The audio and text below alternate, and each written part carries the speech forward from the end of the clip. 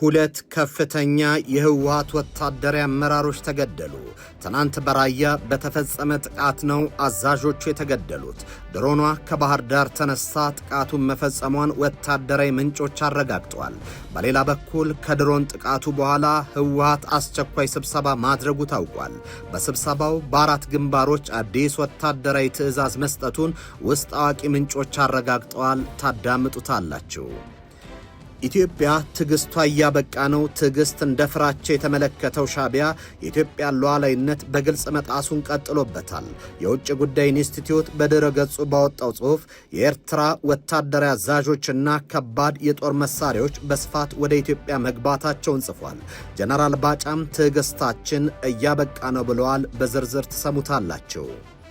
የሀገራዊ ምክክር ኮሚሽኑ በይደር የሚቆዩ ጉዳዮች እንዳለ ይፋ አደረገ። ኮሚሽኑ ሁሉንም አጀንዳዎች ጨርሰን እንወጣለን ማለት አይደለም፣ ለቀጣዩ ትውልድ የሚሻገሩ ጥያቄዎች ይኖራሉ ሲሉ አረጋግጧል። ትሰሙታላችሁ። ጤና ይስጥልኝ። ይህ ኢትዮ ዴስክ ነው። የዕለቱን ዜናዎች ይዘን ቀርበናል። ቻናላችንን ላይክ፣ ሼር እና ሰብስክራይብ ታደርጉ ዘንድ በመጋበዝ ወደ ዝርዝር ጉዳዮች ተሻገርኩኝ። ሁለት ከፍተኛ የህወሓት ወታደራዊ አመራሮች ተገደሉ።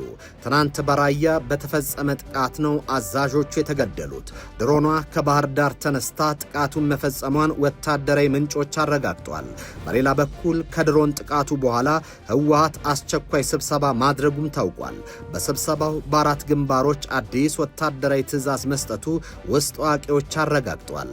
ትናንት ማለዳ በራያ አላማጣ የተፈጸመ የድሮን ጥቃት የህወሓት አርሚ 26 ወታደራዊ አመራሮች መገደላቸውም ተገልጿል። ጥቃቱ የተፈጸመው ከሻቢያና ፋኖ ጋር በመቀናጀት በፌዴራል መንግስት ላይ ጥቃት ለመሰንዘር ሲዘጋጅ በነበረው የህወሓት ኃይል ነው። በድሮን ጥቃቱ የአርሚ 26 ኮር 2322 ክፍለ ጦር ስር የሚገኙ ሻለቃዎችና ሬጅመንት አመራሮች መገደላቸው ለመንግስት ቅርበት ያላቸው ምንጮች ገልጿል። ጥቃቱ የተፈጸመው በትምህርት ቤት ውስጥ በተሰበሰበ የህወሓት ኃይል ላይ ሲሆን በአካባቢው የጦር ዝግጅት መኖሩ ይታወቃል። ስለ ድሮን ጥቃቱ ሰፊ ዘገባን ይዞ የወጣው ቢቢሲ ትግርኛ በበኩሉ ድሮኗ አካንቺ መሆኗንና ከባህር ዳር መነሳቷን ዘግቧል። አንድ ወታደራዊ ምንጭ ለቢቢሲ ከባህር ዳር ጠዋት አንድ ድሮን ተነስታ እንደሄደች አውቀናል። ሳታረፍድ ሳትዘገይ በቀጥታን የደበደበችው 4 ጊዜ ነው የደበደበችው ብሏል። የወታደራዊ ምንጩ አንዲት አካንቺ የተሰኘች የቱርክ የድሮን አይነት 12 ቦምቦችን ጭና እንደሄደችና በአራት ቦምቦች እንደደበደበችም አስታውቋል። ከዚህ ውጤታማ ነው በሚል ግምገማ ሁለተኛዋ ድሮን ከባህር ዳር ተነስታ ድብደባን እንዳካሄደችና ሶስተኛዋ ደግሞ ዊንግሎንግ የተሰኘችው የቻይና ድሮን አይነት ከቢሾፍቱ ተነስታ ጥቃት እንደፈጸመች ወታደራዊ ምንጩ ገልጿል።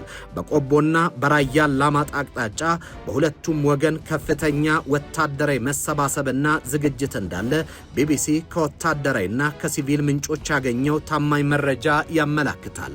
ይህ በእንዲህ እንዳለ ከዚህ የድሮን ጥቃት በኋላ ህወሓት አስቸኳይ ስብሰባ በማድረግ ወታደራዊ ውሳኔዎችን ማሳለፉም ታውቋል። በመሆኒ ከተማ በተካሄደ ስብሰባ በተለያዩ ግንባሮች አዳዲስ የጦርነት ዝግጅትና ወታደራዊ እንቅስቃሴዎች እንዲደረጉ መመሪያ እንደተላለፈም ተገልጿል። ይህ በአራት ግንባሮች ተከፋፍሎ እየተንቀሳቀሰ ነው የተባለው ቡድን የራያ ዘቦ፣ የራያ ጨርጨር ወረዳዎችንና የመሆኒ ከተማን በደቡብ ግንባር ስር አዋህዶ እያንቀሳቀሳቸው እንደሚገኝ፣ ይህንንም ግንባር በኃላፊነት እየመራው ያለው ደግሞ የቡድኑ የጸጥታ ኃላፊ አሰፋ ብርሃ የተባለ ግለሰብ መሆኑም ተጠቁሟል።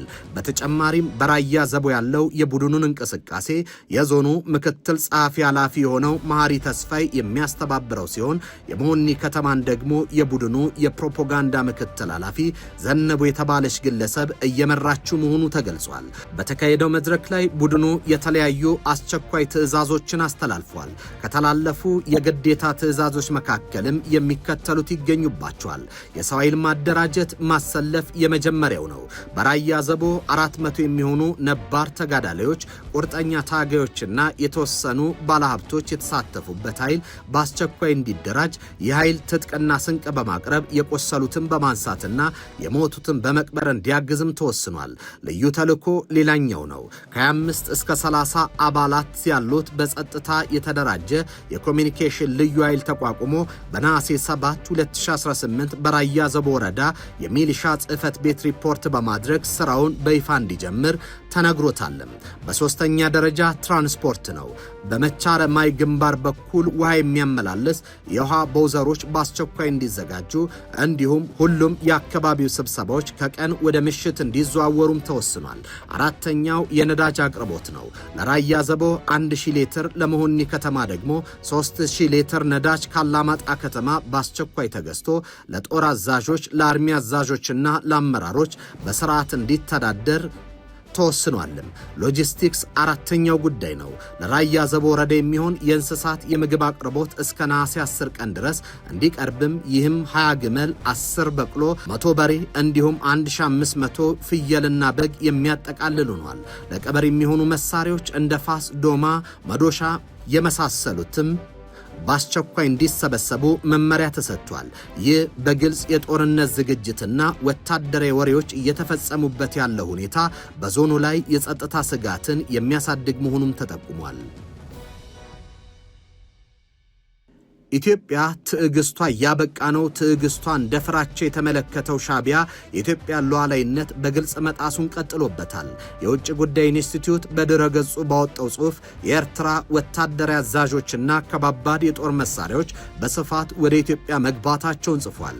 ጀነራል ባጫም ትዕግስታችን እያበቃ ነው ብሏል። የኢትዮጵያ የውጭ ጉዳይ ኢንስቲትዩት የሻቢያ አሁናዊ ወታደራዊና ፖለቲካዊ እንቅስቃሴ የተመለከተ ጽሑፍ አሰራጭቷል። ጽሑፉ ሁለቱ ሀገራት ወደ ግልጽ ጦርነት ሊሸጋገር የሚችሉበት እድል እየሰፋ መምጣቱንም ጠቁሟል። በኢትዮጵያ ሰሜናዊ ድንበር ላይ እየታየ ያለው እጅግ አደገኛ ክስተት በኤርትራ ወታደራዊ አቅምና በኢትዮጵያ የውስጥ ግጭት መካከል ያለው ልዩነት መደብዘዙን የሚል ጽሑፉ በዛላምበሳና አካባቢው የኤርትራ ወታደራዊ መኮንኖችና ከባድ የጦር መሳሪያዎች መኖራቸውን የሚጠቁሙ መረጃዎች የኤርትራ ተሳትፎ ቀይ መስመር መሻገሩን ያሳያል ብሏል። ቀጥሎም በኢትዮጵያ ሰሜናዊ ድንበር ላይ እየታየ ያለው እጅግ አደገኛው ክስተት በቀላሉ ከኤርትራ ጋር ሌላ ግጭት ሊፈጠር የመቻሉ ጉዳይ ብቻ አይደለም ይላል። ይልቁንም በኢትዮጵያ የውስጥ ግጭትና በውጭ ወረራ መካከል ያለው ልዩነት መደብዘዙ ነው። ለዓመታት በሰሜን ኢትዮጵያ የነበረው አለመረጋጋት በሁለቱ አንጻራዊ በሆኑ የተለያዩ ማዕቀፎች ሊወራበት ይችል ነበር። አንደኛው የሀገር ውስጥ የታጠቁ አካላት የፖለቲካ ክፍፍሎችንና በኢትዮጵያ ውስጥ የተከሰተውን ግጭት ያስከተሉ መዘዞችን የሚመለከት ነበር። ሌላኛው ደግሞ ከኤርትራ ጋር ያለውን የሀገራት ግንኙነት የሚመለከት ነው። አሁን ላይ ይህን ልዩነት ጠብቆ መቀጠል ከጊዜ ወደ ጊዜ ከባድ እየሆነ መጥቷል። ጀነራል ባጫ ደበሌም በዚህ ጉዳይ የኢትዮጵያ ትዕግስት እያበቃ ነው ብለዋል። እንደ ጀነራል ባጫ ማብራሪያ ኦገስት 3 2026 የኤርትራ መንግስት ከፍተኛ የጦር አዛዦች የኢትዮጵያን ድንበር ጥሰው ወደ ዛላምበሳ ከተማ በመግባት የኤርትራን ባንዲራ በአደባባይ አውለብልበዋል። ይህ ክስተት በማህበራዊ ሚዲያ በስፋት የተሰራጨ ሲሆን የኢትዮጵያ ሉዓላዊነትና የግዛት አንድነትን በግልጽ የጣሰ ድርጊት መሆኑም ተገልጿል።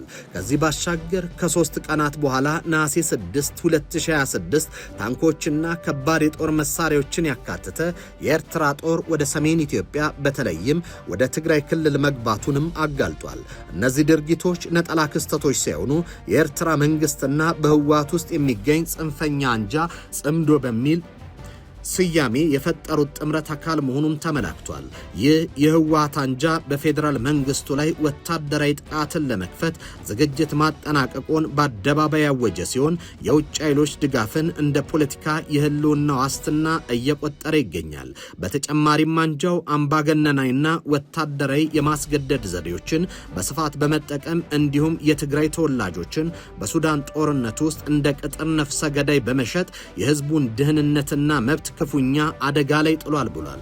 ኢትዮጵያ ቀጠና ያለመረጋጋትን ለማስቀረት ስትል ላለፉት 2 ዓመታት ከባድ ስትራቴጂያዊ እርጋታ መርጣ ቆይታለች። የካቲት 2026 በኢፌድሪ የውጭ ጉዳይ ሚኒስቴር በኩል የተላከውን ይፋዊ ውይይት ጥሪን ጨምሮ በርካታ ዲፕሎማሲያዊ መፍትሄ ጥረቶች በአስመራ ውድቅ ተደርጓል። ምንም እንኳ የአውሮፓ ህብረት ያወጣቸው መግለጫዎችና አሜሪካ በህወሓት ጽንፈኞች ላይ የጣላቸው ማዕቀብ በጎ ጅምሮች ቢሆኑም እርምጃዎቹ በአስመራም ሆነ በትግራይ ውስጥ ለውጥ አላመጡም። በመሆኑም የኢትዮጵያ መንግስት ብሔራዊ ደህንነቱ፣ ሉዓላዊነቱና የግዛት አንድነቱ እየተረገጠ ላልተወሰነ ጊዜ ትዕግስት ሊመርጥ እንደማይችል ጀነራሉ አስረግጠው ተናግረዋል።